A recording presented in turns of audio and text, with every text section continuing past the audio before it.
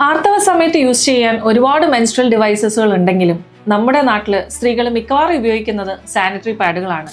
അപ്പോൾ ഈ പാഡുകൾ ഉപയോഗിക്കുമ്പോൾ ശ്രദ്ധിക്കേണ്ടുന്ന പ്രധാനപ്പെട്ട കാര്യങ്ങൾ എന്തൊക്കെയാണെന്ന് നമുക്കൊന്ന് നോക്കിയാലോ. ഒന്നാമത്തെ കാര്യം, 4 തൊട്ട് 6 മണിക്കൂറിനുള്ളിൽ പാഡുകൾ മാറ്റിയിരിക്കണം. ചിലർ ബ്ലീഡിംഗ് കുറവാണെന്ന് കരുതി കൂടുതൽ സമയം ഉപയോഗിക്കുന്നത് കാണാറുണ്ട്. ഇത് ഇൻഫെക്ഷൻസിന് കാരണമാകും. രണ്ടാമത്തെ കാര്യം, പാഡ് ഉപയോഗിക്കുന്നതിന് മുൻപും പിമ്പും കൈകൾ സോപ്പ് ഉപയോഗിച്ച് നന്നായി കഴുകി വൃത്തിയാക്കുക. അതോടൊപ്പം തന്നെ പുറം ഭാഗം, അതായത് വൾവ, മൈൽഡ് സോപ്പും വെള്ളവും ഉപയോഗിച്ച് കഴുകാവുന്നതാണ്. ഒരിക്കലും ഉൾഭാഗം, അതായത് വജൈന, സോപ്പ് ഉപയോഗിച്ച് കഴുകാൻ പാടില്ല. വജൈന ഒരു സെൽഫ് ക്ലീനിങ് ഓർഗൻ ആണ്.